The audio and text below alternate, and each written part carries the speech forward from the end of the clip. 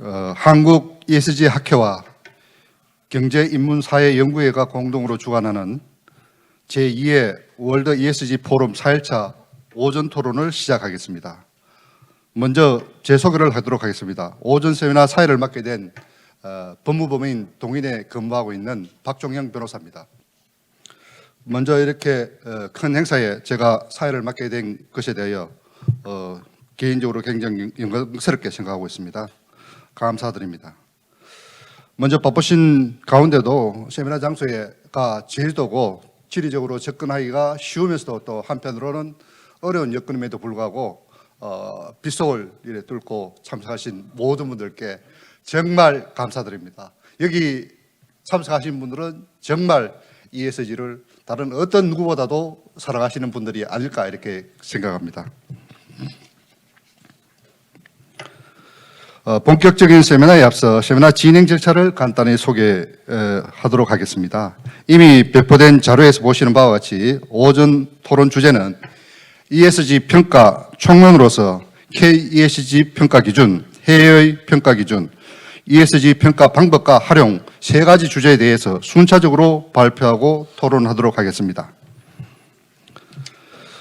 먼저 진행 순서는 발표 시간은 편의상 30분에서 40분 정도로 하시고 토론 시간은 10에서 20, 참여자 10에서 20 정도의 시간을 할애해서 이렇게 진행하도록 하겠습니다. 여기는 그냥 참고 사항이니까 진행 사항에 따라서 탄력적으로 이렇게 진행하도록 하겠습니다. 그러면 첫 번째 주제를 발표해 주실 주영섭 교수님을 소개하도록 하겠습니다. 띄워주시죠. KESG 평가 기준에 대해 기조 연설을 해 주실 분은 주영섭 서울대 공학전문대학원 특임 교수입니다. 교수님의 주요 양력은 14대 중소기업청장, 한국디지털혁신협회 회장, 서울공대 산학협력추진위원장 등 중요한 직책을 두루 맡으셨습니다. 그러면 주영석 교수님의 발표를 듣도록 하겠습니다. 네, 안녕하세요. 말씀 잘 들리시나요? 네. 네, 제가 오늘 직접 저희 여러분과 함께 가서 말씀을 드려야 되는데 서울 일정이 워낙 좀 요새 타이트해서 가지 못해서 아쉽게 생각하고 있습니다. 오늘 또 마침 또 독감이 아주 많이 걸려가지고 목소리도 지금 완전히 안 나오고 제가 아마 강연 중에 기침을 많이 할지 모르는데 좀 양해해 주시기 바랍니다. 그리고 오늘은 저는 아마 다음 일정 때문에 10시에는 까지는 함께 하고 그 이후에는 떠나야 되기 때문에 그래서 혹시 질문이나 혹시 패널 디스커션을 하셔서 패널 분들께서 또 말씀 저하고 좀 얘기하실 게 있거나 하시면 제 주제에 관련해 가지고 제가 말씀대로 한 30분 정도 얘기하고 그 다음에 그런 질의응답 내지는 토론을 했으면 좋겠습니다. 그럼 바로 화면 공유 시작하겠습니다. 아까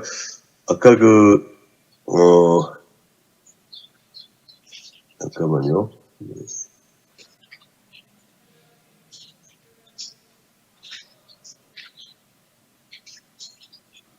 아까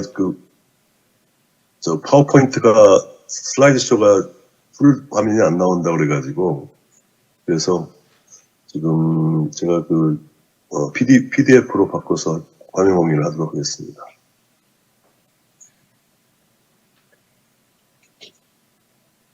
지금 화면이 어떠신가요? 풀스크린이 나오나요? 예, 잘 나오고 있습니다. 네네네. PDF로 하니까 훨씬 낫네요. 네. 자, 그러면은, 말씀 시작하도록 하겠습니다. 교수님, 시작하기 전에 제가 이렇게 발표 시간을 제한해 뒀지만 한 3일 동안 이렇게 여러 가지 세미나 과정을 보니까 질의하는 분이 거의 없답니다. 편안한 마음을 가지시고 충분히 발표해 주십시오. 네네. 아무래도 오늘 패널 디스커션도 있나요? 예, 세 분이 계획되어 있습니다. 먼저 세 분 패널 세 분께서 질문을 하시면 되겠네요. 예, 일단 준비가 된지 모르겠지만 세 분께 네네. 먼저 질의를 끝내고 두 주제에 대해 가지고 진행하는 것이 편의상 좋을 것 같습니다. 네, 알겠습니다. 자, 그러면 시작하겠습니다. 우선 잘 아시는 대로, 이 평가를 하는 것이 정말 중요하잖아요. 그래서 그 평가를 뭐 인사 문제도 사람도 평가를 어떻게 하냐에 따라서 엄청난 차이가 있게 되고 이 모든 만사는 이 평가가 굉장히 중요한 것 같습니다. 지금 ESG 경우에도 처음에 시작을 이제 전 세계적으로 시작하면서 이제 한국도 많이 이제 되고 있는데 이게 이제 그 평가 지표 쪽으로 가고 이 평가를 활용하는 쪽에서 많은 부작용이 나오고 있고 예상이 됩니다. 그래서 앞으로 이 평가를 제대로 한다는 게 대단히 중요한 이슈이고 그래서 그 평가를 우리 ESG 학회에서 그 평가에 대한 좀 중심을 잘 잡는 것이 대단히 중요한 이슈라고 생각합니다. 그래서 그 말씀을 드리도록 하겠습니다. 근데 이제 평가라는 게 중요한 게 그 평가를 위한 평가가 되면 안 되는 거잖아요. 그러니까 평가라고 하는 것은 결국은 이게 ESG의 목적이 무엇인가, ESG는 무엇을 위한 건가, ESG는 왜 나왔나, 또 이건 ESG를 통해서 뭘 추구하려고 하는 것인가 하는 이 목적, 요즘 아주 purpose라고 하는 그 목적이란 단어가 굉장히 유행하고 있는데, 그 목적이 무엇인가 하는 거를 절대 잃어버리고, 평가가 이루어지면 배가 산으로 갑니다. 그래서 결국 중요한 거는, 외국의 지금 세계적인 다우존스 평가 지표라든가, 모간 스탠리 평가 지표라든가, 세계적인 지표를 맹신하셔도 안 되고, 제가 보기에는 그 세계적인 지표들도 많은 문제점을 갖고 있습니다. 또 한국의 여러 기관 또 요새 법무법인, 회계법인 너도나도 그냥 이 ESG 평가 지표를 만들어서 기업들한테 하나 소개하고 하고 있는데 이런 그 평가 지표가 굉장히 많은 문제점을 가지고 있습니다. 이게 무엇을 위한 평가인가 하는 것이 어떤 때는 잘 의아스러울 정도가 아닌가 싶어서 오늘 그 말씀 좀 드리는 걸 하겠습니다.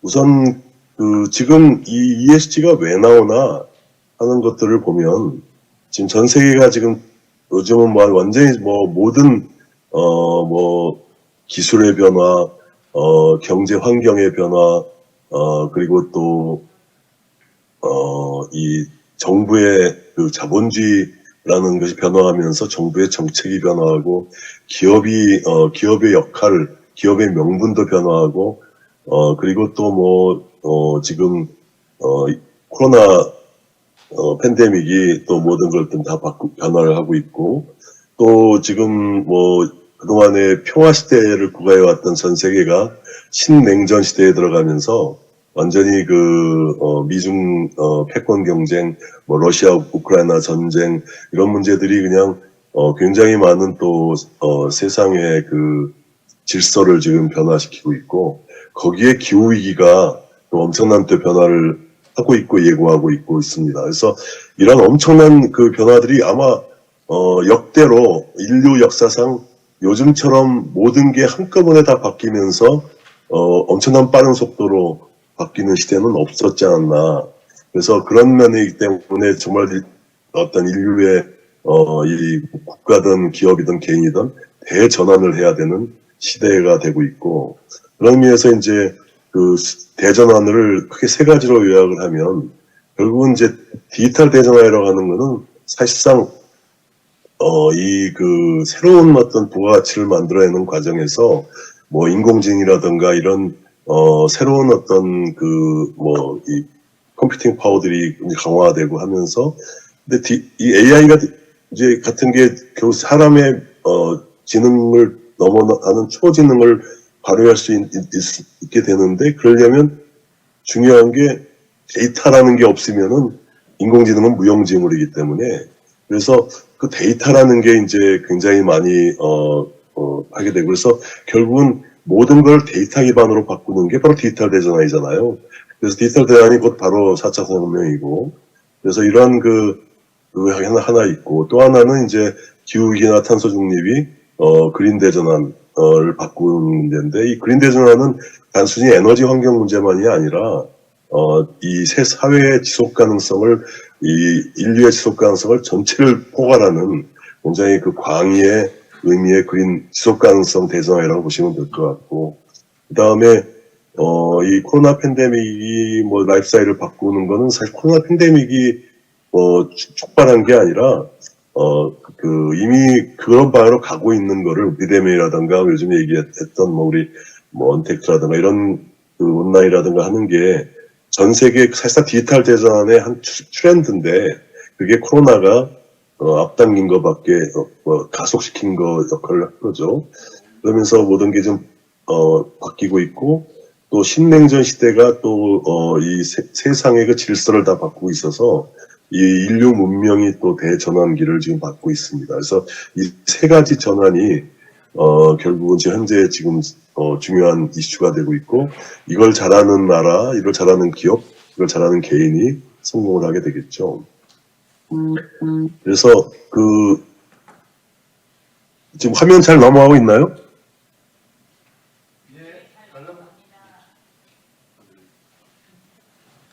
네, 잘 넘어가고 있습니다. 네네네. 그래서 그 다음에 이제 이거하고 연관지어서 이번 1월 달에 있었던 CS2023의 슬로건이 굉장히 의미심장한 의미를 담고 있습니다. 제가 일부러 영어로, 한국말로 안 쓰고 영어로 쓴 거는, 우리나라 신문이나 이런 데서 이제 다 참관을 하고서 모두를 위한 인간 안보라고 번역을 해서 얘기를 하니까 이 와닿는 뜻이 전혀 없잖아요. 그러니까 이게 뭐 여러분 이 모두를 위한 인간 안보로 이게 무슨 뜻인가? 그래서 전혀 아마 그냥 이 슬로건을 그냥 쓱 지나쳤을 거예요. 그냥 뭐 의뢰 좋은 얘기인가 보다 하고 했는데, 이 슬로건에 엄청난 뜻이 담겨 있습니다. 엄청난 이 시대 정신이 담겨 있고요. 그래서 아까 얘기한 대전환하고 바로 연관이 돼가지고, 결국은 이 얘기는 한마디로 얘기하면, 모두가 불안하다는 얘기죠. 그러니까 전부 다 세상이 지금 불안해졌어요. 그러니까 세상이 불안하다. 그러니까 이 모두가 다 불안하다. 모두를 위해서 이 인간들의 그 불안함을 좀 안정적으로 불안하지 않게 하자 하는 게 이 슬로건의 의미입니다. 그럼 보시면 7가지의, 이건 유엔의 이 Human Security For이라는 것이 유엔에서 시작됐는데, 뭐 SDG 훨씬 전부터죠. 그래서 이 7가지를 소환해서 얘기한 것이 바로 7가지가, 보시면 왼쪽부터 보시면 뭐 식량에 이제 문제가 생기고 있고, 식량 위기가 먹거리가 문제가 되고, 환경이 문제가 되고, 또 공동체가, 이 커뮤니티가 문제가 되고, 커뮤니티도 불안하잖아요. 그 다음에 헬스케어도 지금 뭐 코로나 되면서 뭐 우리나라는 그래도 상당히 선방했지만, 외국 같은 경우는 뭐 저희 병원을 가지 못하는 문제들이 생기고, 뭐 그 다음에 그래서 헬스케어에 대한 액세스가 자체가 어려워진 데가 생기고, 그 다음에 경제적으로 지금 불안하고, 그리고 또 개인적인 안전, 이게 뭐 코로나 같은 문제죠. 그 다음에 또 모빌리티가 이동 자체가 어려워지고, 뭐 블락아웃이 되고 하면서 말이죠. 그 다음에 정치적 자유가 보장되지 않는, 이러면서 이렇게 7가지를 예를 들었지만, 이거 7가지만은 아니겠죠. 그래서 지금 현재 세상이 뭐 코로나 팬데믹이다, 뭐 전쟁이다, 뭐 기술이 새로 발전해가지고 뭐 정말 막 눈부시게 뭐 사람의 개인의 직업들을 다 없앤다 그러지, 뭐 모든 세계인이 불안한 거예요. 그래서 이 불안한 거를 불안하지 않게 하자. 그게 그 이번 CS 2023의 슬로건이었고, 거기에 기술 혁신이 그런 방향으로 인류에게, 이 모든 인류에게 어떤 그 안정성을 주는 방향으로, 시큐리티를 주는 방향으로, 안보란 말은 좀 전혀 안 맞은 해석이고요.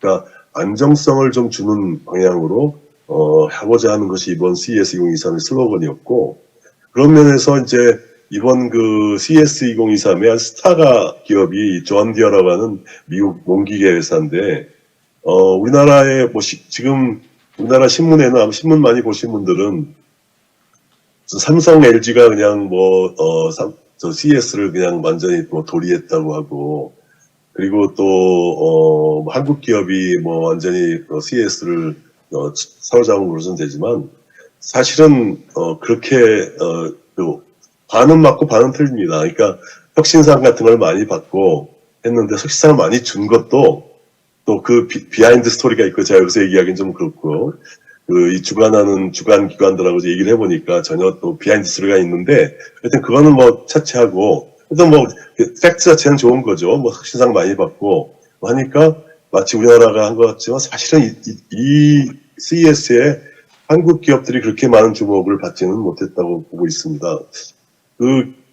기조연설에 뭐 LG도 하고 삼성도 하고 뭐 했지만, 또 BMW도 하고 뭐 했지만, 이 존 디어가 그냥 압도적인 주목을 받은 이유는 바로 이 회사가 이번에 그 그림에 보신 대로 이 그 자율주행 트랙터를 발표를 했어요. 이 자율주행 트랙터는 이 옆에 위에 있는 그림에 보시면, 요건 뭐 좀 작게 축소된 건데, 24개의 이 제초하고 씨를 뿌리는 요 밑에 밑에 이렇게 긴 바 밑에 달려 있는 것이 그건데, 이게 폭이 한 50m 됩니다. 50m 되는 거를 쫙 끌면서 이 잡초도 뽑고, 그리고 또 씨도 뿌리고 이제 비료도 주는 그런 역할을 하면서 쫙 이제 큰 농지를 하는 거죠. 그 밑에 있는 거는 이제 굴삭기인데, 완전히 올 일렉트릭으로 하는 거였는데, 이 밑에보다 위에 게 이제 주목을 받은 건데, 이거는 이제, 자율주행이라고 하니까 또, 하지만 사실은, 자율주행, 같은 시기에, 이번에, BMW가 자율주행에 그 색깔까지 바꾸는 카멜레온 자동차를, 이렇게, 멋지게, 프레젠테이션 했는데, 별로 주목을 못 받았어요. 기술적으로 따지면, 승용차 시장에서 일반 도로에서 자율주행하는 게, 이런 아무것도 없는, 장애물도 없고 아무것도 없는 농지에서 자율주행하는 거하고는 비교가 안 되죠. 이게 승용차 일반 도로에서 자율주행을 대학생 기술이라면 이건 초등학교 기술이죠. 그래서 기술적으로는 훨씬 뛰어난 제품 기술들을 많이 발표했음에도 불구하고, 존 디어가 그냥 압도적인 그걸 받은 이유는, 결국은 앞으로 80억 명의 지금 인류가 조만간 100억 명이 되는데, 그 기후변화 때문에, 농업 생산성은 떨어지고, 결국 식량 위기는 필연적으로 온다. 이거를 우리가 존 디어가 이 농업 테크 혁명을 통해서, 인류의, 이 식량 위기를 해결해서 인류의 먹거리를 보장하겠다.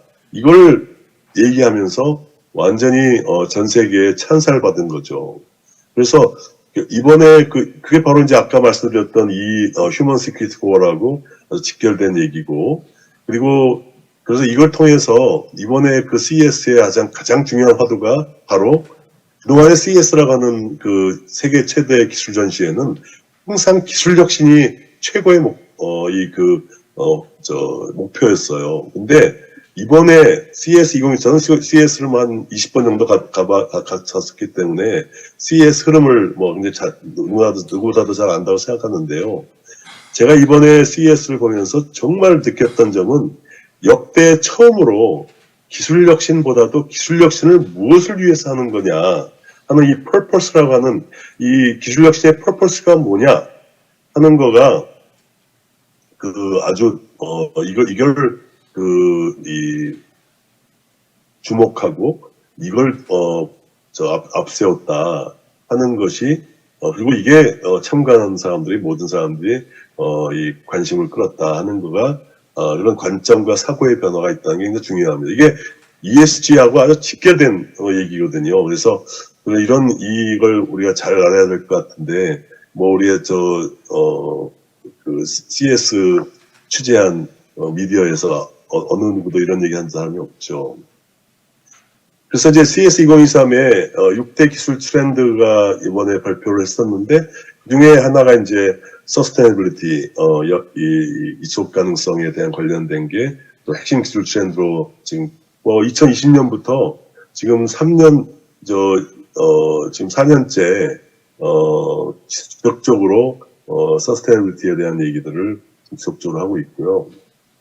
그래서 서스테이너빌리티 지속 가능성과 ESG 그래서 뭐 여러 가지 아까 얘기한 그 농업 기술이라든가 식품 기술이라든가 뭐 스마트 그리드 이런 클린 에어, 클린 워터 또 대체 에너지 뭐 패키징은 요새 패키징이 너무 특히 온라인으로 배달을 많이 하다 보니까 이 배송 때문에 패키징이 많이 늘어나고 있는 것도 미니마이즈하고 요새 순환경제라고 하는 그것이 유럽을 중심으로 엄청난 지금 순환경제 기술들이 리사이클을 중심으로 한 아예 설계 단계부터 이걸 반영하는 그리고 또 지금 특히 전기자동차 같은 경우가 이제 커지면서 거기에 들어가는 히토류들이 굉장히 중요한 커지게 되는데 이게 나중에 결국은 지금 중국은 자원 전쟁으로 가면 자기들이 더 이길 거라고 보고 있는 정도로 이 히토류에 대한 자신감을 가지고 있는데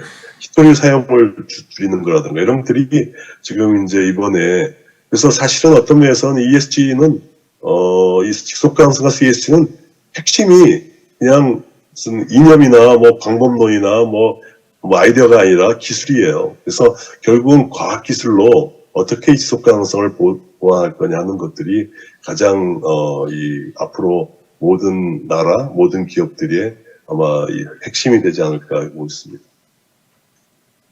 그런 면에서 한국 기업들이 이제 SK 삼성전자, LG전자가 다 냈는데 ESG 관문을 아예 그냥 만들어서 냈고 ESG를 아주 표면에 내놓고 했는데 참 조금 아쉬운 건 뭐냐면 아까 존디어 같은 경우처럼 이게 이 비즈니스 모델의 그냥 핵심 안에 들어와 있어가지고 이게 ESG가 바로 그 사업의 아주 핵심에 들어와 있는 기업들하고 조금 느낌이 달라요.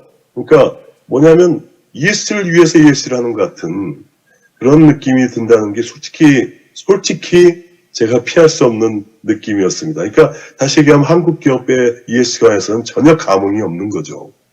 그러니까 이런 문제들을 우리가 앞으로 개선해야 될 행동의 방향이다.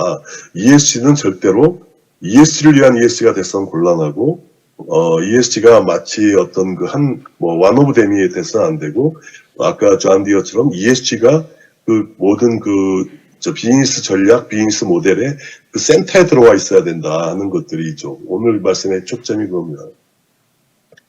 ESG가 왜 그런 열풍이 시작됐나 보면 굉장히 의견은 많은데 우선 시작은 투자자들 특히 블랙락 같은 회사들이 이 투자자들과 금융기관이 ESG가 결국은 ESG를 기반으로 하는 기업이 장기적으로 이 지속 가능성이 좋고 중장기적 이 수익성을 이 좋다 하는 논리에서 시작을 된 거죠. 그러니까 여기도 무슨 얘기냐면 환경보호하기 위해서 시작한 것도 아니고 그 다음에 사회적 공헌을 위해서 하는 것도 아니고 무슨 윤리경을 위해서 하는 것도 아닙니다. 그러니까 투자자들도 역시 처음 스타트할 때는 ESG를 기반으로 하는 기업이 중장기적인 지속 가능성과 중장기적인 수익성을 내더라 하는 것들을 기반으로 한 거죠.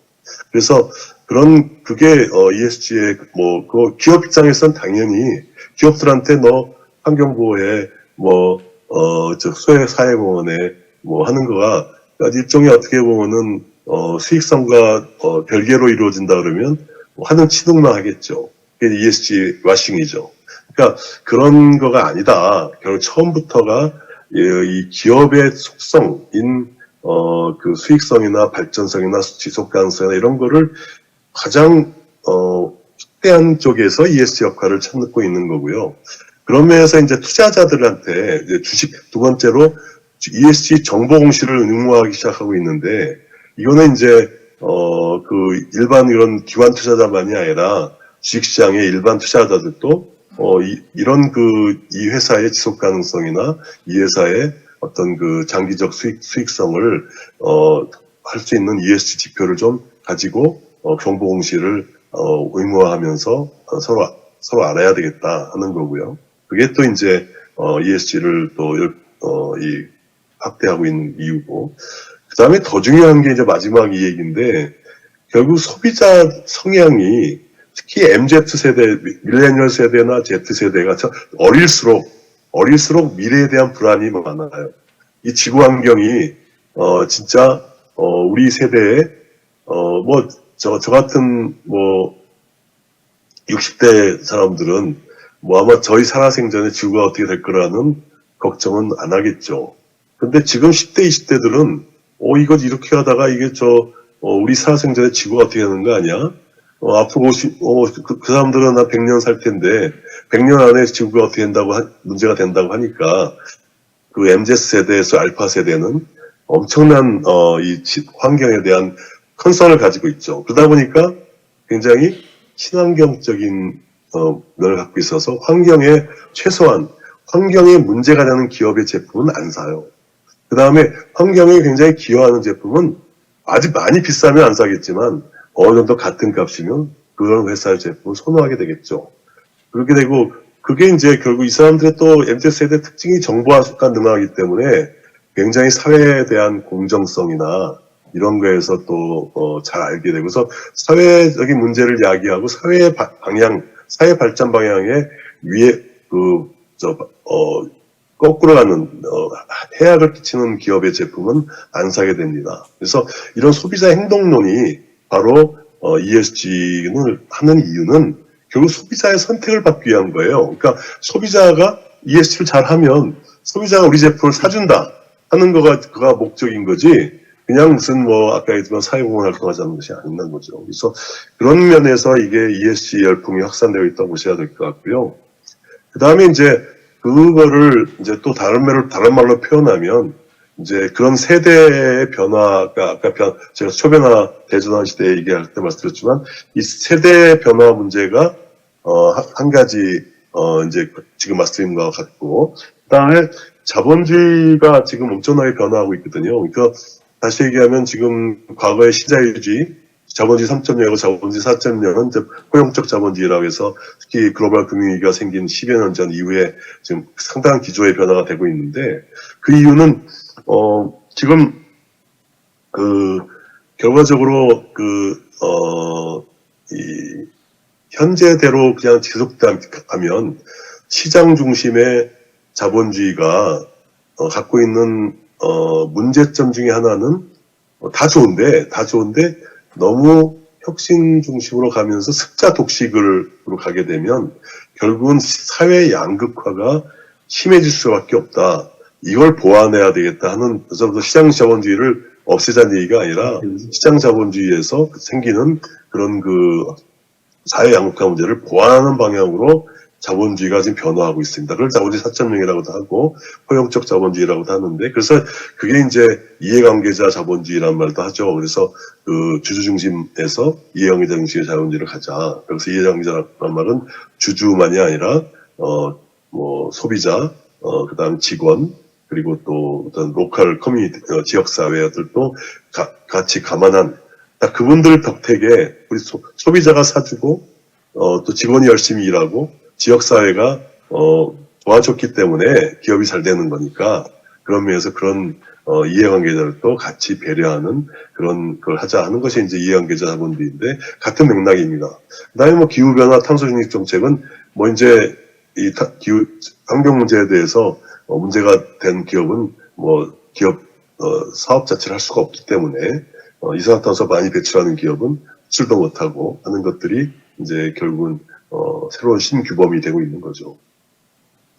그래서 이런 이상을 이렇게 보면 ESG는 기업의 성공 여건이고 새로운 시대 정신이죠. 그러니까 그냥 해도 되고 안 돼도 그만이 아니라 그것도 뭐 하면 좋다가 아니라 꼭 해야 되는 거다는 거고 결국은 아까 말씀드렸던 대로 이거는 뭐 기업의 완오브된 전략으로 가는 게 아니라 모든 전략의 핵심적인 사항이죠. 결국은 기업의 제품이나 서비스를 이런 제품 개발을 할 때도 이 제품이 이 환경에 어떤 영향을 주고 이 사회를 어떻게 이롭게 하고 하는 것들을 그런 것을 포함해서 제품 개발을 해야 되고 제품을 제조하고 판매하는 과정에서도 그런 점들을 강조해야 된다는 얘기죠. 그래서 그런 거여서 결국은 이제 ESG가 가장 중요한 건 올바른 이해하고 목표 설정이 중요한데 결국은 이 환경은 환경 보호라는 기본적인 것도 중요하지만 그 다음에 그게 더 중요한 게 어떻게 하면 이 환경을 지속 가능하게 할 거냐 하는 환경과 동전의 양면인 에너지 문제, 에너지를 많이 쓰면 환경이 뭐 이산화탄소 배출 많아지니까 그래서 환경 에너지 기술을 획기적인 걸 개발해야 되고 에너지 절감하는 노력도 해야 되고 또 절감하는 또 기술 개발도 해야 되고 순환 경제, 수소 경제 이런 것들이 전부 다 하나의 그 환경 관련 기술들에 대한 비즈니스 모델이고 이런 거죠. 그다음에 사회의 어떤 그 사회 공헌이라는 것이 그냥 좋은 게 좋은 그런 개념만이 아니라 사회의 페인 포인트가 뭐냐, 사회가 뭐 때문에 고통을 받고 있느냐, 그다음에 사회는 어떤 걸 추구하고 있느냐, 사회의 비전이 무엇인가 이런 거를 달성하는 방향 쪽으로 가야 된다는 거고요. 지배구조는 이제 E하고 S는 대상에 해당되는 거, G는 하우여가지고 이런 걸 하는데 지배구조가 여기서 우리나라에서 항상 많이 좀 오해스러운 게 지배구조 그러면 한국에서는 그냥 소유의 지배구조를 얘기하는 바람에 소유의 지배구조 쪽으로 모든 지표도가 있고 그런데 그건 아니고요. 이 나는 이 가버넌스라는 말의 핵심은 의사결정의 지배구조예요. 그러니까 일을 지배하는 기업이면 기업의 의사결정을 지배하는 구조가 어떻게 되느냐는 거기 때문에 그 관련된 투명성, 공정성, 다양성, 포용성을 얘기하는 건데요. 좀 더 말씀을 드리면 그래서 이러한 E하고 S를 하나로 표현하면 결국은 이 사회가 추구하는 그 비전이 지속 가능한 사회, 건강한 사회, 안전한 사회, 스마트한 사회, 성장하는 사회죠. 이게 이제 사회가 살아가는 사회 목표입니다. 그러니까 이 목표를 달성하는 거가 이제는 아까 말씀드렸던 대로 정부가 하는 것만이 아니라 기업도 이걸 해야 되고 그러면서 이걸 하면서 함께 돈을 벌자. 다시 하면 사회적 목표를 달성하는 사회적 가치하고 이 경제적 가치를 어떻게 하면 일치시킬 거냐. 그러면 이제 모든 문제가 해결되는 거죠. 경제적 가치 따로 하고 사회적 따로 해서 나쁜 짓 해갖고 돈 많죠 벌고 열심히 기부해갖고 사회적 가치 이루겠다. 이게 이런 도네이션 기반의 이건 아닌 거죠. 그래서 결국은 이제 어떻게 하면 사회적 가치와 경제적 가치를 일치시킬 거냐 하는 것이 이제 ESG 경영의 핵심인데 그래서 결국은 에너지 환경 문제 아까 얘기한 E가 환경이 바로 지속 가능한 사회의 핵심이고 그 다음에 건강한 사회, 스마트한 사회, 안전한 사회, 성장한 사회에 기여하는 기업. 굉장히 어떻게 보면 신약, 백신 잘 만드는 기업이면 굉장히 ESG 기업인 거죠. 그냥 안전한 사회 안전을 위해서 여러 가지 안전 기술을 개발했다고 굉장히 ESG 기업인 거죠. 그렇게 봐야 될 것 같습니다. 그래서 그런 과정에 그런 걸 실현하려고 보면 실현하려면 결국 아이디어도 중요하고 다 중요하지만 핵심적인 거는 기술이다. 과학기술이다. 그래서 과학기술 관련된 것들이 지속 가능한 사회를 이루는데 엄청난 변화를 만들 거고요. 이런 파타고니아하고 삼성전자가 미세 플라스틱을 저감하기 위해서 세탁기에다가 아예 미세 플라스틱을 저감하는 장치를 개발하고 있는데요, 지금. 이런 같은 것들이 좋은 사례죠. 건강한 사회를 만드는 거에도 보면 여러 가지 이 난치병을 극복하는 거라든가 이런 맞춤형 의료라든가, 뭐 여러 가지 그 백신이라든가 뭐 많죠. 또 스마트한 사회, 여기 뭐 우리가 얘기하는 스마트 시티, 스마트 뭐 헬스케어, 스마트 에너지, 모든 스마트 기술들이 다 여기에 해당되는 거고요. 그다음에 안전한 사회도 자연재해를 대응하는 뭐 체계나 기술, 또 여러 가지 산업 안전 보고, 우리가 얘기하는 보통 중대 재해 문제도 다 여기 산업안전보건의 ESG의 일부라고 보시면 될 것 같고, 미세먼지 대응 문제라든가 이런 게 전부 다 그냥 아이디어 갖고 되는 게 아니잖아요. 이거 아무리 아이디어 갖고 해봐도 한계가 있으니까 결국은 이걸 극복하는 근본적인 과학기술이 좀 중요하다는 거고, 안전기술, 보건안전도 ESG 중대재해법도 똑같은 방향이라는 말씀이고요. 네, 뭐 여러 가지 성장하는 건데 여기서 경제 성장 분야는 이제 하는 목표긴 하지만 여기가 지속 가능성하고 위배되는 경우가 굉장히 많기 때문에 그 두 가지 배치되는 점들은 최소화하면서 성장하는 게 지속 가능한 성장이라는 게 더 중요하게 되겠죠. 아까 지배구조 분야에서는 이 소유의 지배구조 아까를 우리가 많이 하기 때문에 이 사회 감사 기능, 뭐 소유와 경영의 분리 이런 얘기를 이 위에 소유 측면에다 너무 포커스를 맞추고 있거든요. 근데 사실은 의사결정의 지배구조이기 때문에 여기에는 이 소유 측면만이 아니라 젠더 문제, 뭐 에이지 문제, 뭐 노사 문제, 뭐 인종 문제, 뭐 굉장히 많아요. 예를 들어서 젠더 문제만 하더라도 남녀 문제를 물론 양성평등이라는 문제에서 그 사회 소셜 쪽에서 다룰 수도 있지만 여기서는 왜 남녀 문제가 중요하냐면 예를 들면 이런 겁니다. 여성용 화장품을 중심으로 해서 하는 회사가 있어요. 근데 그 회사에 팀장이나 임원이나 이사회가 전부 다 남자예요. 그럼 어떤 일이 생기나요? 그러면 우선 첫째는 남자니까 남자들이 여자들 마음을 어떻게 알겠어요? 그러니까 좋은 제품을 만드는데 문제가 있어요. 그러니까 이런 회사 제품은 좋은 제품이 나올 가능성이 적죠. 그보다 더 중요한 건 옛날에는 이런 걸 몰랐어요. 이게 그 회사에 어떤 회사에 뭐 임원이 어떻게 되는지 뭐 이사 어떻게 되는 거 이제는 정보화 시대이기 때문에 다 알아요. 다 공개하게 돼 있고. 그렇기 때문에 이제 기업 소비자들이 그걸 딱 보면 여자 소비자가 보니까 뭐 여자들이 다 소비하는데 다 전부 다 남자네. 그 회사 제품 안 사겠죠. 그러니까 의사결정의 가버넌스가 잘못되어 있는 거예요. 똑같은 노소 문제도 이 남녀노소 노소 문제도 마찬가지고요. 특히 인종 문제도 우리나라는 뭐 인종 문제가 되게 적지만 미국 같은 경우에 뭐 백인들 아시안 민족들이 대부분 소비자인데 전부 다 백인들이 다 차지하고 있어요. 그럼 안 사겠죠. 그러니까 이런 면에 이런 거다 지배구조라는 거는. 그러니까 단순히 지배구조가 이 소유만에 얘기하는 것이 아니다는 것들을 명심해야 할 것 같습니다. 그래서 결국은 핵심은 요약하면 ES경영의 핵심은 고객의 마음 먹기이기 때문에 그래서 이런 성장 수익성 지속 가능성을 동시에 실현하는 거고요. 결국은 그러려면 이제 고객 만족, 고객 감동, 팬덤 팬심을 얻으면 자연적으로 이루어지겠죠.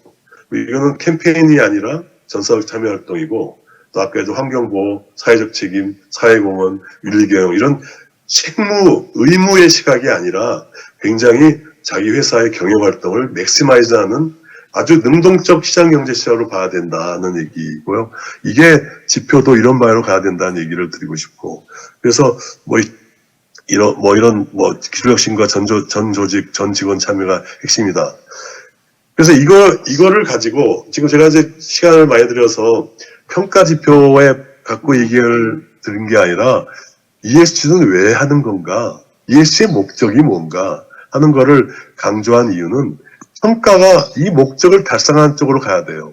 그런데 지금 현재 다우존스, 모한스탠리, 사스비니 이런 한국의 기업 지배구조 현대에 나와 있는 지표를 보십시오.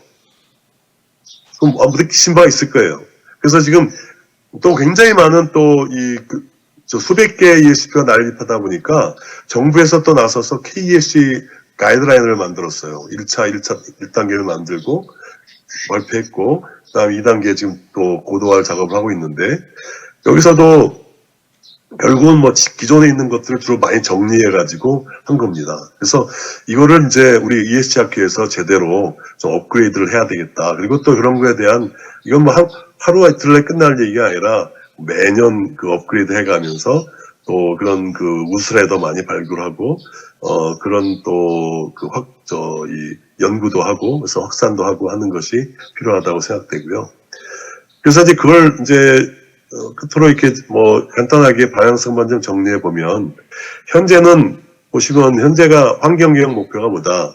그 다음에 ESG, 이 지표를 보시면 온실가스 배출이 얼마냐.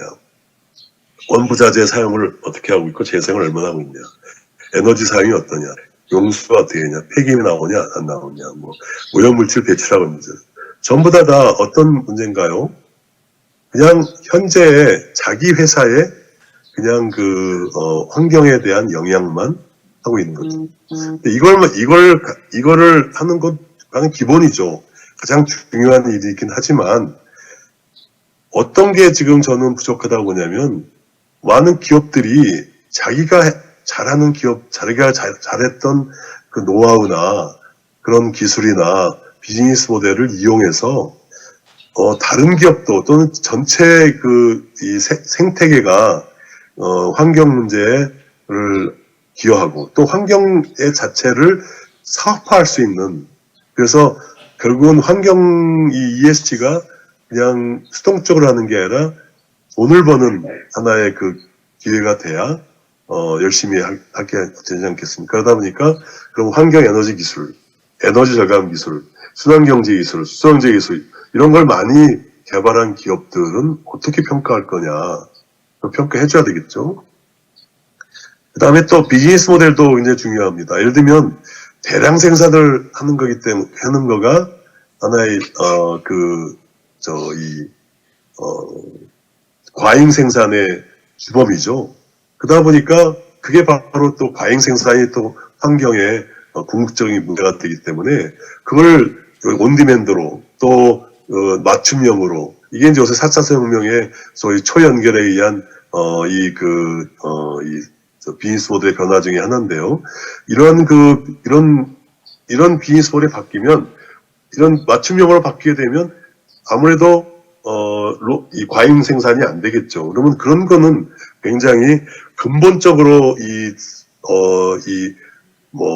환경에 미치는 영향이 엄청나게 크게 될 거 아니겠습니까? 그래서 그런 거를 촉진하는 방향 쪽으로 지표 개선이 돼야 된다는 얘기고요.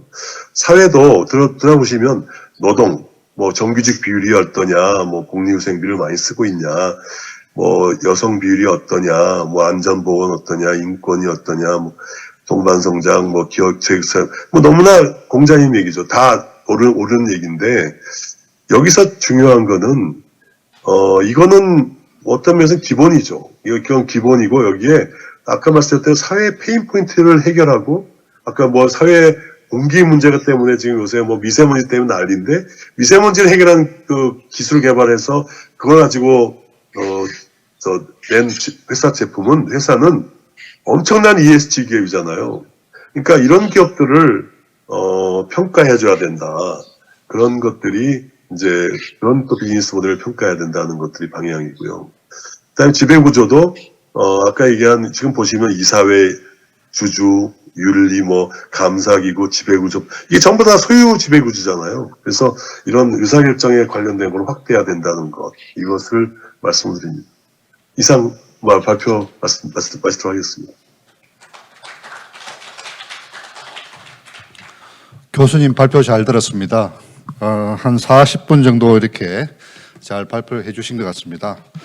제가 뭐 사회자로서 많이 말씀을 드린 것은 그렇지만 간단하게 참 와닿는 부분이 굉장히 많습니다.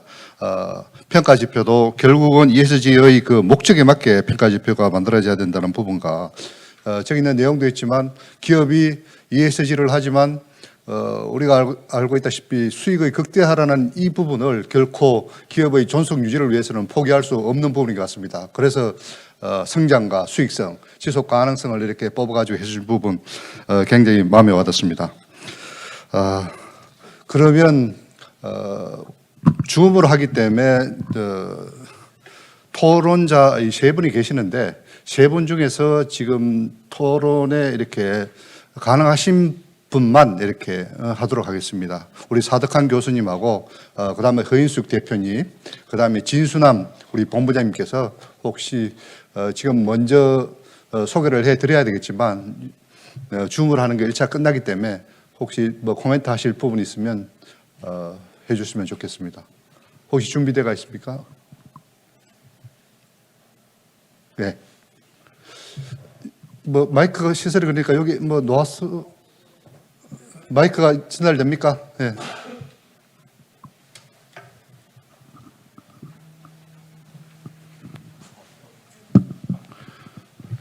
그 화면에 추 교수님 이제 카메라를 좀 띄워주시죠. 네. 네, 안녕하세요. 저도 토론자로 소개받았고요. 저는 사람과 해양 투자 컨설팅을 하고 있는데요.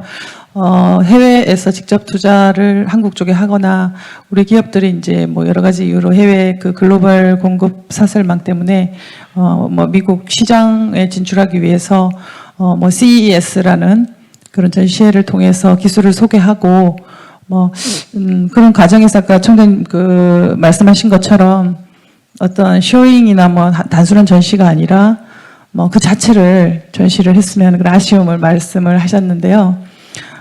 그런 부분도 뭐 그 우리 기업들이 뭐 지금 현재 그 정도 뭐 어떤 정체성을 그 세계적인 플레이어들이 하고 있는 그거 조금 갭이 느껴지는 그런 걸 보신 것 같아요. 저는 한 가지 질문 드리고 싶은 것은요. 어차피 기술의 전쟁이 자본의 전쟁이고 지금 뭐 이 ESG 경영 자체도 자본주의적인 그런 질서에서 뭐 환경적인 문제로 인해서 뭐 공공재인 그 기후 변화에 대응을 해야 하는 그런 기술 전환으로 간다는 점에서 약간의 그 관점, 자연주의적인 관점이 가미되었는데요. 결국은 뭐 또 여기 그 미국이 탄소 기술에 대한 대단한 투자, 또 무역 질서를 또 이렇게 교란시키는 것과 같은 자신들이 구축한 프리 트레이드 마켓을 또 이걸 컨스트레인을 또 주고요. 또 선진국의 프리미엄을 또 가져가고 저는 CES가 그런 극나라한 그런 어떤 각축장으로 보여지는데요.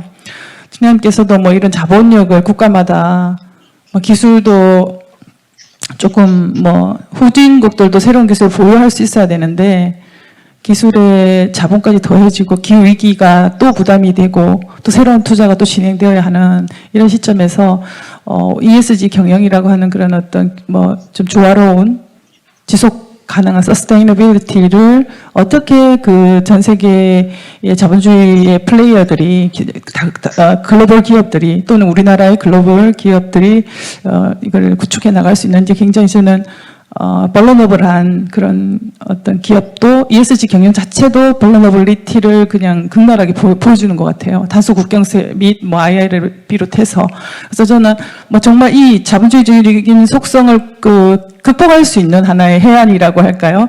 뭐 그런 게 또 중소기업 총장님도 하셨고 또 뭐 이런 교수님으로서 그런 어떤 조화로운 관점의 어떤 ESG 경영의 또 하나의 어떤 좀 가이드라인을 하나 제시해 주셨으면 하는 그런 자본주의를 극복할 수 있는 방안을 좀 알려주십시오. 네. 아니 너무 중요한 말씀을 해주셔서 참 뭐 쉽지 않은 방향인데요. 사실 지금 잘 아시는 대로 전 세계 질서가 지금 재편되고 있는 중이잖아요. 그러니까 결국은 지금 우리 ESG 경영이라는 거가 기업에도 적용되고 뭐 일반 기업만 아니라 공공기관 또 뭐 국가 전체에도 적용될 수 있는 그 방향인데, 근데 그 지금 세계 시장에서의 상황은 그렇게 온정적이지는 않죠. 그러니까 결국은 뭐 이건 뭐 현실은 현실이니까 지금 세계 시장은 정말 미국하고 중국이 결국은 그 세계 패권을 놓고 정말 물러설 수 없는 한판 승부를 하고 있는데, 이건 앞으로 뭐 잘 아시는 대로 지금 세 번째 대전이잖아요.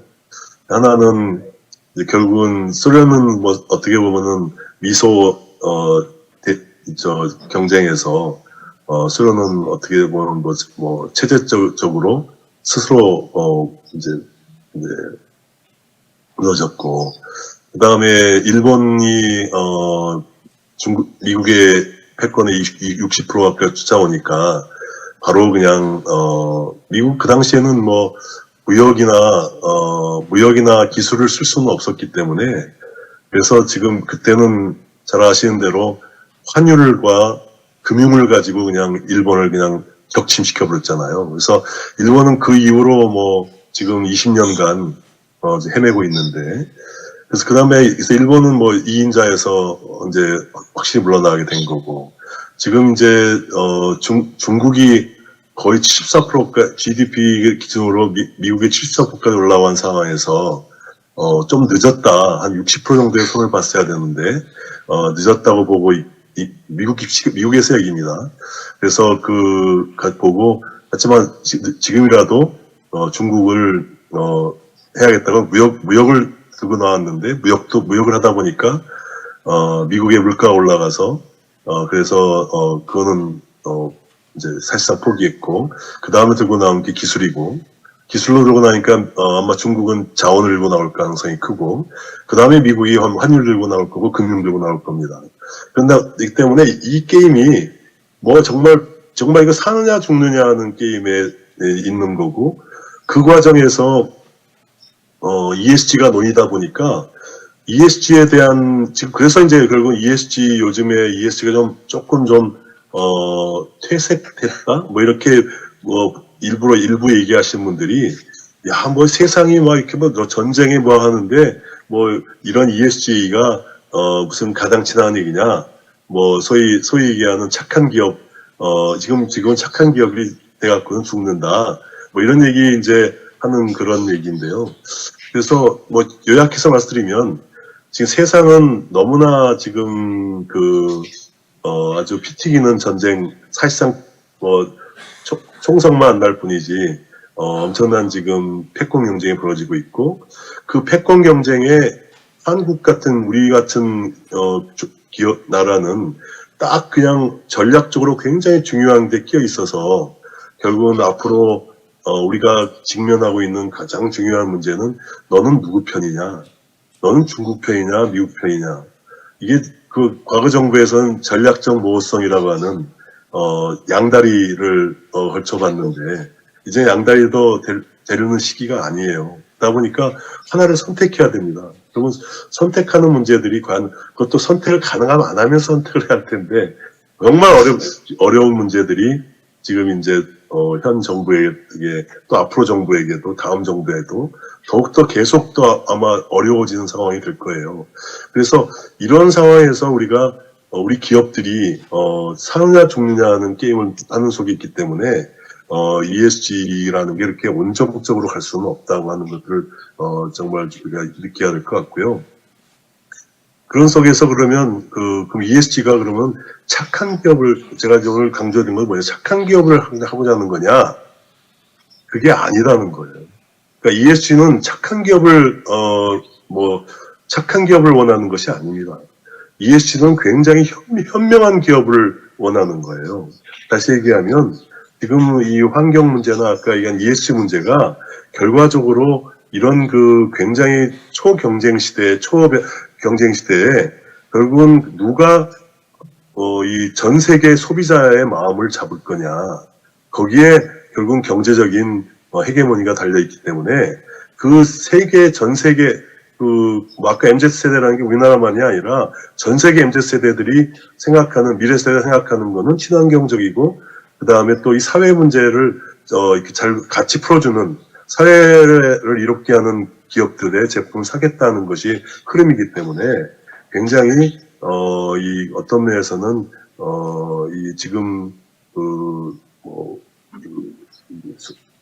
글로벌 소비자를 가장 소비자에 소구하는 기업이 한국 기업이 돼야 되면, 그 한국 기업들이 CES에 나가서도 단순히 가서 기술만 열심히 홍보하고 할 것이 아니라 이제는 아까 그 CES의 슬로건처럼 그리고 또 존 디어의 메시지처럼 결국 세계의 소비자들을 마음을 사로잡을 수 있는 그런 어떤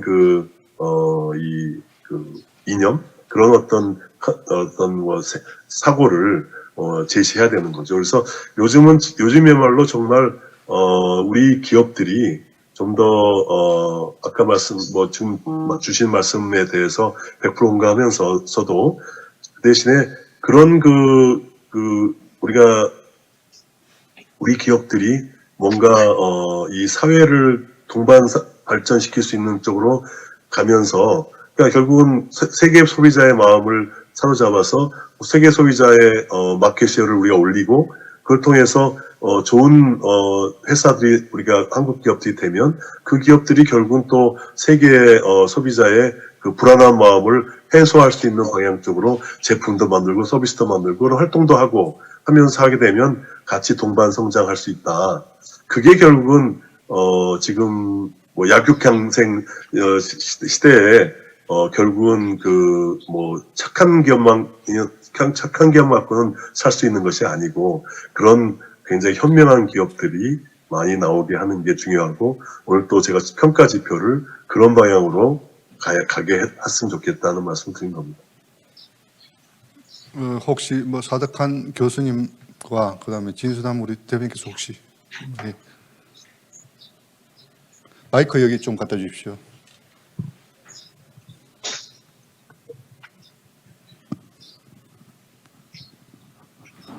여기.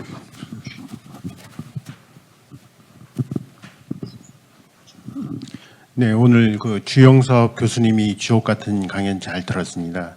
좀 ESG 평가에 대한 어떤 그 슬기로운 그런 지혜와 해안이 열리는 것 같습니다. 그리고 오늘 들으면서 상당히 저희가 모르던 거 그리고 놓쳤던 부분을 많이 알게 됐습니다. 그래서 오늘 다시 한번 감사드리고요. 그리고 제가 들으면서 그 교수님께서 말씀하신 어떤 ESG 지표 개선 분야에 있어서 사회의 페인 포인트를 해결하고 비전 실현에 기여하는 기술 개발 및 혁신이 필요하다고 말씀을 하셨고 우리 그 나라의 어떤 특수한 환경을 고려한 KESG 평가 기준을 설정을 하셔야 된다고 말씀을 하셨고 모두 다 동의하는 걸로 제가 알고 있습니다. 그래서 저희는 요즘에 가장 사회적인 이슈가 뭔가 가만히 생각해 보니까 결국은 인구 절벽 그러니까 그 가임 여성들이 그 합계 출산율이 작년 말에 0.78까지 내려갔습니다. 그러니까 그분들이 0.78명만 이렇게 낳을 수 있다는 자녀를 상당히 큰 문제여서 2070년 되면은 저희 나라 인구가 이제 3,800만 명으로 줄어들고요. 그 다음에 생산 가능 인구 100명당 그러니까 이제 생산 가능 인구 100명당 노령 인구를 모셔야 되는 비율이 부양 비율이 상당히 높아지게 됩니다. 그래서 인구 100명당 100.6명이 노령 인구 만 65세 이상의 인구분을 모셔야 되는 그런 부분이 있는데 또 그러면은 이제 그 노인 2070년 되면은 성인 2명 중에서 1명은 노인이라는 그런 말이 되는데요. 그래서 이제 저희가 늘 생각하는 게 MZ 세대만을 위해서 이렇게 미래의 환경은 우리가 잘 보존해서 물려줘야 된다고 생각을 하고 현 세대에 대해서는 이제 좀 생각을 등한시하지 않는가 그런 생각을 했습니다. 그래서 지금 저희가 몇 살까지 살지 모르는데 지금 솔직히 여기 계신 분 중에서 300살까지 사실 분도 전 계시다고 확신을 하고 있고요. 좀 의학적으로도 지금 텔로미아 염색체 끝부분을 잡아 넣으면 리주버네이트 된다고 지금 해서 여러 개 노벨상도 수상을 한 걸로 알고 있는데요. 그게 2009년에도 그런 일이 있었고 그 다음에 유전자가의 그게 크리스퍼 가스나인 제너럴 시저스가 2020년도 노벨 화학상을 수상을 했는데 그거 보면은 이제 DNA 염기 서열 같은 것도 이렇게 잘못된 거를 이제 그렇게 해가지고 고쳐 나갈 수 있는 거 그런 거 보게 되면 이제 그게 가능하지 않을까 하는 생각도 일견 듭니다. 그렇게 되면 어떤 문제가 있느냐 하면은 결국은 이제 간병 문제가 이제 심각하게 대두가 되고요. 그 다음에 또 디지털 헬스 케어 같은 거 지금 뭐 법적으로 좀 막혀 있습니다만은 그런 거. 그 다음 실버 제품 같은 것도 생산이 가능해야 되는 그런 부분이 있고 또 엔터테인먼트 분야에서 그 우울감이라든지 그런 자존감 같은 거 상실하지 않도록 노령분들이 좀 이렇게 그 엔터테인먼트 그렇게 정신적인 어떤 힐링이 될 수 있는 그런 상품도 나와야 되고 또 정년도 연장이 돼야 되는 그런 부분이 있어서 아까 지배구조에 있어서 그 이렇게 에이지 문제를 많이 말씀을 하셨는데 그런 측면에서 교수님께서는 그 KESG 평가 기준에 실버층, 한국이 실버층을 위한 어떤 평가 기준이 좀 있어야 되지 않겠나 하는 그런 생각을 하고 계실 거라는 생각이 듭니다. 거기에 대해서 고견을 말씀을 주시고요. 그리고 여기에 대해서 ESG는 이제 다학제적인 어떤 접근이 가능해야 된다고 저는 늘 생각을 해왔었습니다. 거기에 대해서는 또 어떻게 생각하시는지 고견을 말씀해 주셨으면 감사하겠습니다. 네, 우선 좋은 말씀 질문이시고요. 그 두 번째 말씀부터 드리면, 이 다학제다 하는 거는, 너무나, 옳은 얘기이십니다. 그래서 지금 제가 아까 과학기술이 중요하다고 하니까 과학기술인들만의 얘기가 아니고요. 제가 지금 과학기술이라고 하는 거는, 지금 예를 들어서 이런 거예요. 지금 CS에 아까 CS가, 이 존디어 얘기를 좀 드렸는데 CS에서 왜 한국 기업이 결정적인 주목을 못 받을까 하는 거의 이유 중에 하나가 뭐냐면 다학제적이지 않아서 그렇습니다. 그러니까 다시 얘기하면 우리나라는 지금까지 이런 패스트 팔로워 역할을 많이 하다 보니까 왓이나 하우를 중심으로 일을 해요. 그러니까 남들이 현대자동차는 도요타 나오면 도요타보다 나은 거, 폭스바겐 나은 거. 요즘은 안 그렇습니다. 근데 이제 옛날에 또 삼성전자는 소니, 요즘 삼성전자도 안 그러죠. 근데 이제 예전 같으면 소니가 나오면 소니보다 더 좋은 거. 항상 이렇게 왓을 갖고 대상을 놓고 하우를 해서 거기서 어떤 효율을 높이는 쪽에서 승부를 내려고 하는데 사실은 앞으로 시대는 Y가 중요합니다. 그러니까 왜 가지? 왜 이러지? 그러니까 아까 목적이라는 말하고 일맥상통한 얘기죠. 그래서 오늘 ESG도 마찬가지예요. ESG가 뭐지? 또 ESG 어떻게 하지? 이거보다도 ESG 왜 하지? Y가 중요하다는 말씀을 계속 드린 건데요. 평가도 Y하고 이제 일맥상통해야 한다는 얘기인데, 그래서 다학제적이라는 말이 굉장히 중요한 게, Y를 하려면 사람을 잘 알아야 돼요. 이 인류가 뭘 원하는지를 알아야 하잖아요. 그러려면 과학기술자들이 오히려 잘 못해요. 과학기술하는 분들이 보다는 인간을 잘 아는 인문학한 사람들이 굉장히 필요합니다. 그래서 과학기술의 인류 기업이 되려면, 인류 국가가 되려면 굉장히 다학제져야 됩니다. 과학기술들만 갖고 절대 인류 국가 못 됩니다. 그러니까 이게 왜 말씀대로 남이 해놓은 걸 쫓아가는 거는 과학기술만 갖고 돼요.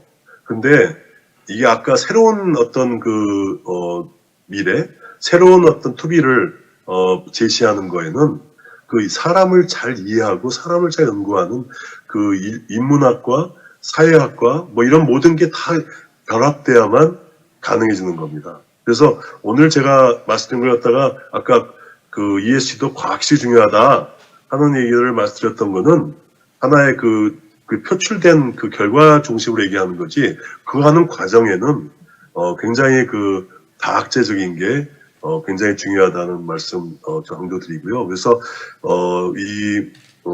과학기술인들만이 아니라 인문학 하시는 분들, 사회학 하시는 분들, 경제학 하시는 분들, 법률 하시는 분들, 다 모든 분들이 어떤 새로운 미래에 대한, 이제는 한국이 퍼스트 모버가 되려면 새로운 미래를 제시할 수 있어야 돼요. 그래서 그런 거에 참여하는 것이 중요하다. 굉장히 중요한 말씀하셨고요. 그다음에 이제 그 전 질문에 이 실버 세대에 대한 얘기 하셨는데요. 재밌는 거는 아까 제가 이 5가지의 인류가 지향하는 또는 사회가 지향하는 목표가 5가지다 하는 게 이제 보통 우리가 많은 데서 쓰고 있는 5가지 목표가 있죠. 그러니까 지속 가능, 그 다음에 건강, 그리고 스마트는 이제 편리하고 편의 이런 쪽을 얘기하는 거고요. 그 다음 안전, 성장인데 이 5가지가 서로 배치가 되는 경우가 있어요. 다시 얘기하면 건강하게 오래 살면 좋은데 누구나 다 건강하게 오래 살고 싶죠. 근데 어떻게 보면 이게 또 너무 오래 살면 또 지속 가능하지 않을 수도 있잖아요. 그러니까 이게 또 성장 좋은데 성장을 너무 많이 하다 보면은 뭐가 지속 가능하지 않을 수 있는 거죠. 그래서 이런 문제 때문에 또 너무 편리 쪽을 추구하다 보면 안전하지 않을 수도 있는 거고 이렇게 5가지 가운데 서로 간에 이율배반적인 것도 있을 수 있는데 그걸 이제 공통적으로 만족시키면서 가야 되는 거죠. 그러다 보니까 그래서 실버 세대 누구나 다 오래 살고 건강하게 오래 살고 싶은 거는 인류의 소망이니까 그걸 목적적 그걸 기여하는 기업들이 ESG적으로 굉장히 우수한 기업이라는 거는 뭐 그렇게 평가하자는 얘기였고요. 그다음에 이제 아까 그래서 이게 E하고 S하고 G가 아까 이 양성평등 같은 거는 소셜에도 관련되고 그다음에 또 평등이라는 면에서는 소셜에 관련되고 그다음에 지배구조에서는 남자 여자가 참여해서 해야 그 좋은 결정을 할 수 있다 이런 거에 살 때는 이제 지배구조에 해당이 되는데 마찬가지로 실버 문제도 결국은 실버 세대들이 편하고 좀 건강하고 실버 세대들을 위해서 뭔가 좋은 제품, 좋은 서비스를 개발해야 한다는 거는 소셜적인 거고요. 그 다음에 가버넌스에서는 노인 세대들이 의 의사가 노인 세대들의 보이스가 제품 개발이나 서비스에 반영이 돼야 된다 하는 측면에서는 그 지배구조에 해당이 되는 거죠. 그래서 그 2가지 문제를 다 함께 고려하는 쪽으로 발전하는 것이 실버 세대들을 위하는 하나의 길이라고 생각합니다. 네, 시간이 굉장히 많이 지나가고 있는데 혹시 뭐 사덕한 교수님 꼭 하셔야 될 부분이 있으면 또 네.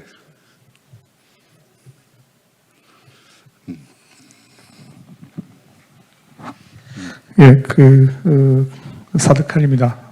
저는 대학에서 산학협력단장과 창업지원단장을 굉장히 오래 좀 했는데요. 기업 입장에서 보면은 또 ESG라는 게 이 기업 생존과 어떻게 보면 경쟁력에 최근에 바로미터가 아닌가라는 생각도 해봅니다. 특히 유럽에서 2026년에 탄소 국경 조정 제도 교수님께서 발표하신 내용도 시행 예정으로 있기 때문에 우리 기업은 굉장히 어려운 그런 도전 과제에 또 직면해 있기도 합니다. 근데 말씀을 다 지표를 제가 들어봤는데요. 이 ESG 우리 기업 차원에서 어떤 툴로서 지표를 준비해야 되고 또 혼란스럽기도 하지만은 한편으로는 이것과 SDG의 목표 간에 어떤 또 기업은 또 관계성을 방향을 갖고 또 대비해야 되고 또 말씀 주신 대로 보편적인 기준 플러스 우리가 추가해야 될 기업만의 그런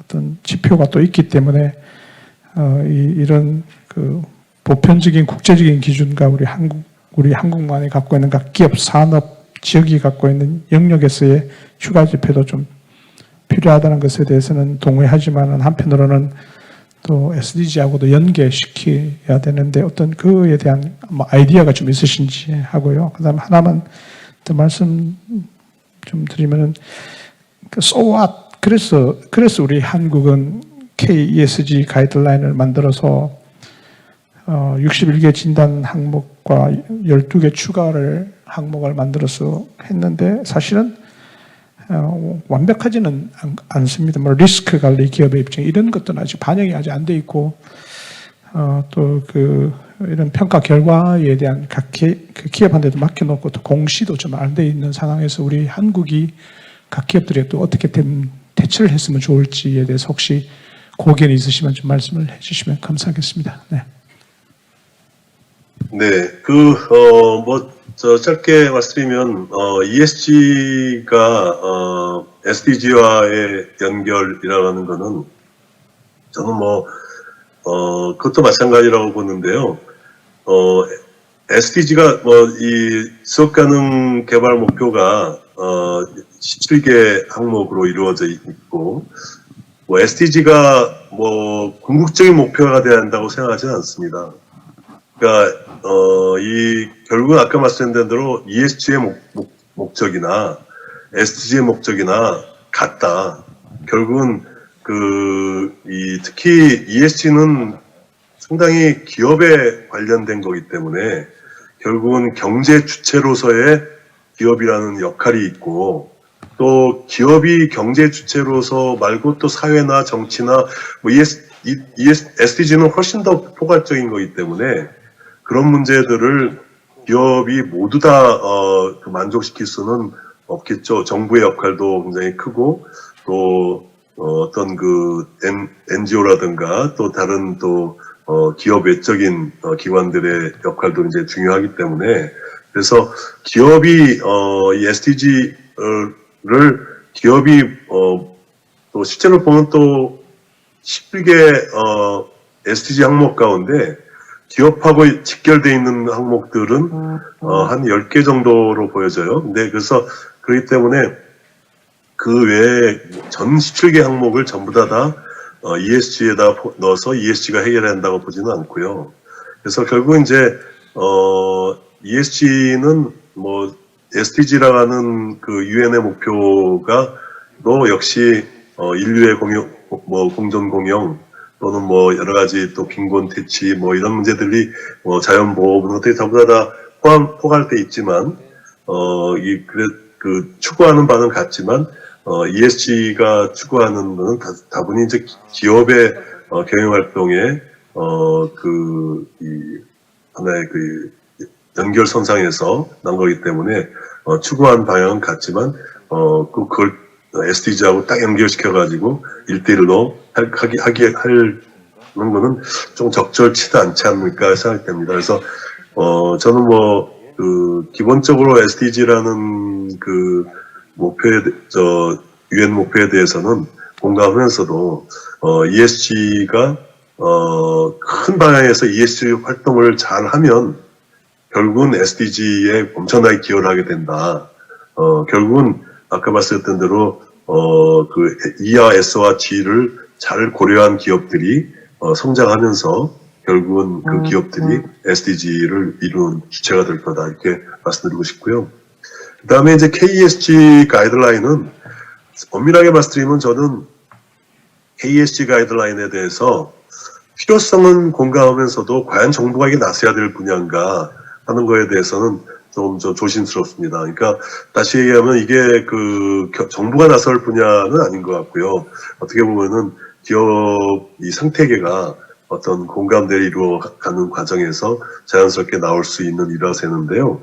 근데 이제 정부가 나선 이유는 워낙 이제 지표가 난무하기 때문에 이것 때문에 기업들이 너무 혼란스러워하니까 기업을 돕는다는 차원에서 나왔는데, 그래서 ESG 지표라고 안 하고 KESG 지표라고 안 하고 KESG 가이드라인이라고 하잖아요. 그래서 이거를 하나의 이제 지금은 1단계로 했고 2단계를 이제 준비 중에 있는데요.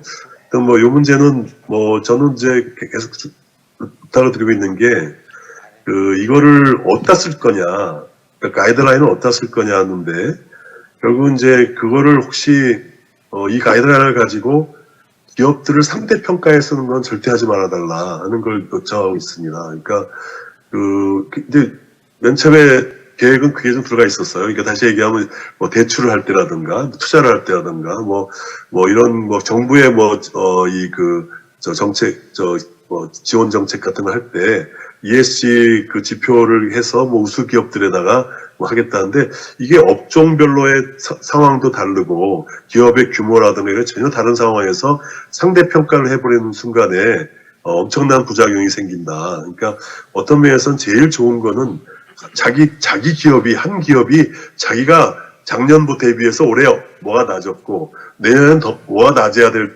분야고 이런 스스로의 셀프 어세스먼트 툴로 쓸 수 있으면 제일 좋고 그리고 그 다음에 상대 평가는 가급적 좀 자제하고 좀 더 상황을 좀 보자 하는 걸로 지금 저 얘기를 하고 있고요. 그래서 일단은 지금 ESG 가이드라인이 좀 더 고도화하는 쪽으로 이제 지금 얘기 중에 있고 그쪽에 앞으로도 뭐 여러분들 뭐 좋은 의견들 많이 모아주시면 저도 열심히 건의하도록 하겠습니다.